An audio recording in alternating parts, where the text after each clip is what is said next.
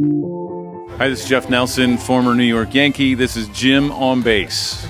Welcome back to another episode of the Jim on Base Show. We're here in Oakland with the great Jeff Nelson. So, Jeff, it's good to see you. Yeah, nice. I haven't been back here since, 06 or 05. It's been a long time. Yeah, I was wondering, when you look around, is there any memories that pop up, or how'd you do when you came to Oakland? You know, I always liked pitching here. Playing in Seattle, we played here quite a bit, but then it was still a balanced schedule. So even when I was with the Yankees, we're still out here a couple times during the year. I like pitching here because there was so much foul territory. The mound was always nice. It was probably one of the nicer ones in the baseball. And the A's always had good teams. I mean, you had Ricky Henderson and Canseco and McGuire and, you know, going on. And, you know, when you had Zito and Mulder and those guys, and, you know, Eric Chavez was over at third and Tejada, they always had really good teams. So it was always a good challenge facing these guys.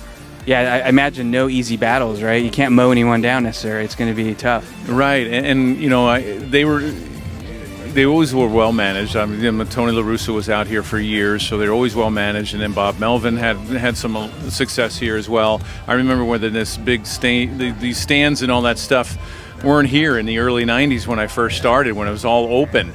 But it's always been exciting to play the A's. They've always had a good team. You know, unfortunately, they're going through what they're going through now.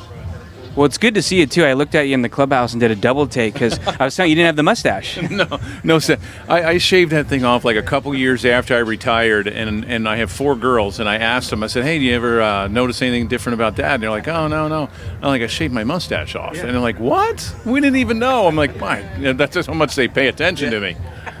Well, I was saying, you had the good highway patrolman kind of look going on. Exactly. Yeah, my dad was a cop back in Maryland, so not that I wanted to take after him, but yeah, I had the good, the military or the cop look. Yeah.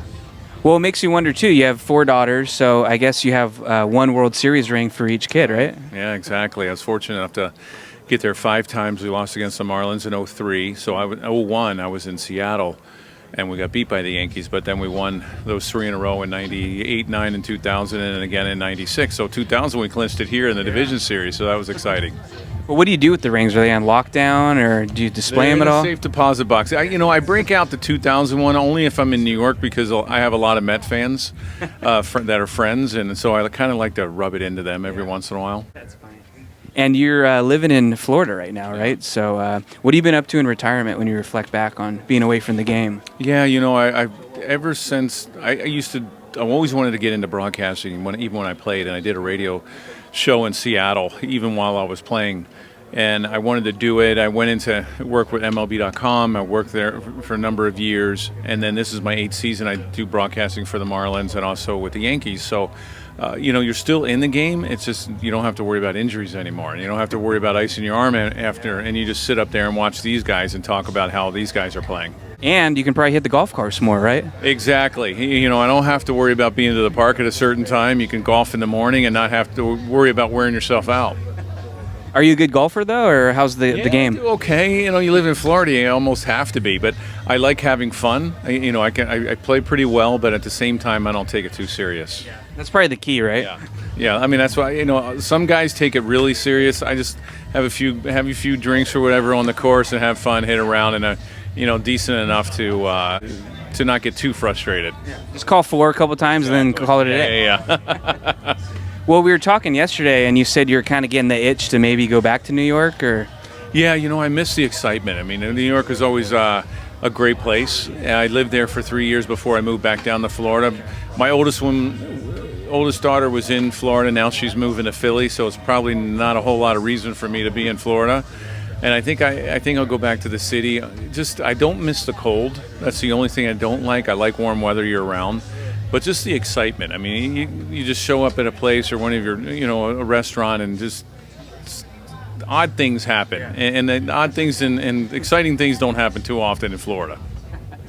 Well, I was looking on your social media, and I saw some golf pictures. Yeah. And I think I might have seen some pictures of you golfing with Bernie Williams. Yes. Who a good guy, ex-teammate. Great guy. I see those guys quite a bit when we go to New York. I always go. He puts on a concert every now and then, and I'll go see him. And I've golfed with him a couple times. He's such the guys that we had back then were such great guys, and the Yankees do a really nice job of keeping everybody involved. So if we're at the stadium, on an event or an appearance or doing this stuff, and we're back in New York doing things, we usually wind up hooking up with everybody that is around, or if they come into the city at the same time.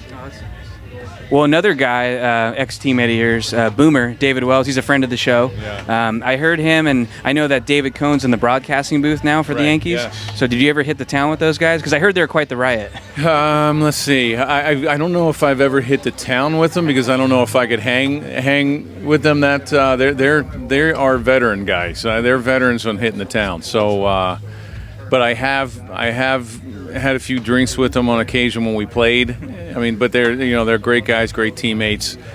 I think I could hang with them for a certain amount of time, and then they outlast me. They still outlast me. And another teammate I was thinking about, it's interesting because the Yankees are here, Anthony Volpe, kind of has a similar story in my mind to Jeter in a way. It's probably interesting for you to see since you were teammates with Jeter. Yeah, he grew up loving Derek Jeter and loving the Yankees, and it's nice to see that he's here. As a rookie, you're going to go through some struggles. He went through some struggles. He's changed some things, and now he's a terrific kid. He's got all kinds of talent, and he's got a lot of support in the front office, coaching staff, also his teammates. It's just a matter of time before he puts everything together and then starts taking off. He has actually in the last couple of weeks started changing his stance a little bit, and you're seeing some positive things out of him. But it's a great story. You always love the stories that they grow up in New York, they grew up as a Yankee fan, and next thing you know they're playing a position that they've always wanted to play in shortstop. And you know what else is crazy about that too is that Derek Jeter's an old guy now. I still just can't wrap my mind around it. Yeah, I mean, he's got to be in his late 40s, close to 50 maybe. Yeah, so it's it seems just like yesterday when you played with these guys and you're on this field. So, and then all of a sudden you see their age, and then you see what year these guys were born. I'm like, oh, these guys were born the same years as our kids. So it's and now he's got 4 girls, or now he's got 1 boy coming in away, but now he's got 4 kids. So he's going to get experience, all the good daddy stuff at an older age. Yeah. Well, speaking of older age, you told me yesterday that you still throw maybe a couple times a year. Right. Now, if you had to make a guesstimation, what do you hit on the radar? I could probably still hit 80, maybe. That's about. And then see, we do these fantasy camps, and at the end we play against the campers. So we kind of want to get it over as quick as possible. So then we wind up trying to throw as hard as we can to get it over as quick as possible. Then we wind up paying for it the next couple of weeks because we either can't stand up, we pull something, and your arm hangs for like a couple of weeks. But just the 2 times, and that's it. It's that's enough. Now, do you throw just the fastball, or do you kind of get a little fancy in there on a camper? The slider's kind of petrified. My elbow's probably kind of petrified in there, but I'll try to snap some sliders off, and every once in a while they'll work. And another thing that I thought was interesting about you, too, is when I think of you, I think of Mariners, Yankees. Right. And you were on the Mariners 3 different times, right? So They couldn't get enough of you. No, I know.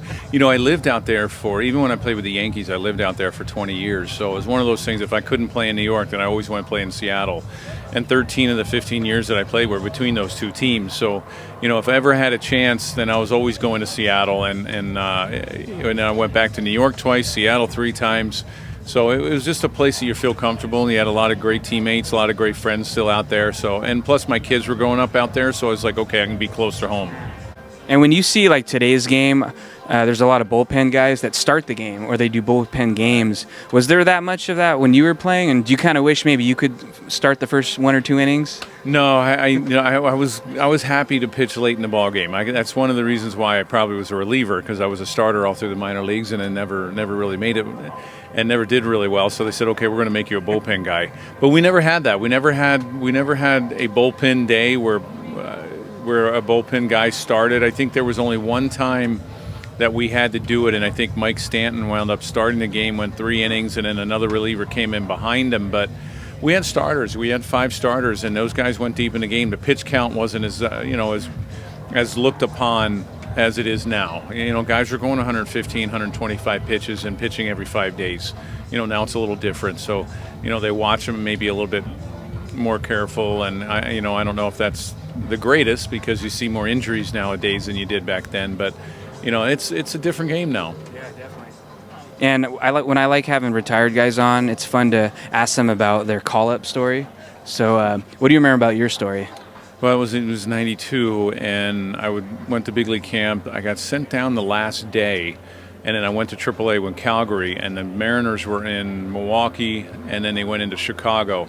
One of the relievers got hurt the very first game, so I only pitched in one game in Calgary in AAA, and then the next day I got called up. I spent 7 years in the minor leagues, so when I got that call, I couldn't believe it. So I went to Milwaukee.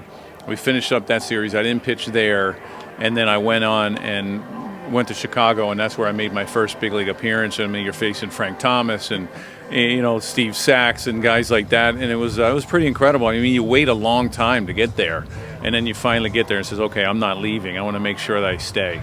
Well, they threw you into the fire. They didn't ease you in on that one. No, I had to step off. When I saw Frank Thomas up to the plate, I had to step off and said, man, there's nobody in AAA or even in the minor leagues as big as this guy. Yeah. Well, you had a long career, successful career. You're an all-star in '01. Do you collect anything from your career? Or do you have like a man cave or memorabilia from your career? No, you have some some baseballs, like your first strikeout, your first win or save. You have some team balls. I have most of my jerseys, whether it's an all-star jersey or the World Series jerseys, that are all signed. And so that kind of stuff you keep. I used to collect a lot of baseballs, and I think over time they probably got lost. And I'm like, oh, I don't even know where these things are. But some of the important stuff you still have. If I'm having you on, I can't not ask about Joe Torre. What kind of impact did maybe he have on you, not only as a player, but did he affect you just being an adult and being a man off the field? Yeah, he was incredible. He playing in New York where you had Mr. Steinbrenner. The media, I thought, was a lot tougher than it is now. Old Yankee Stadium. I mean, you're getting 56 to 57,000 people that were there. It's the toughest place to play in sports. And when you had a manager like Joe Torre that was very calming, he kind of took the media away from everyone. Not that they didn't come and ask you questions, but a lot of managers, when they get asked about a certain player, they just say, "Oh, go ask them." He deflects all that off of the players, and we were able to go out and do it in a way that we really didn't have to worry too much about the media, that we had to answer tons of questions. So that was a huge plus for not just me, but everyone. But then he never had a doghouse. He always has confidence in everyone. And I mean, if you didn't like how things were going, you called in the office and he would ask you certain things about, oh, well, how'd you feel about this pitch or this play? He wouldn't do it in front of everyone. And it was just such a calming place because you're playing in a rat race there. So it was great to have a manager like that. Well, Jeff, I got to say, TV, I can tell you're good at it because you're a good talker. This is fun. This is a good interview. Thanks a lot, Jim. Yeah. Well, it's good to see you. Thanks for coming on, and hopefully maybe through the years I'll run into you every now and then at games. Yeah, absolutely. It was great to be on. Thank you.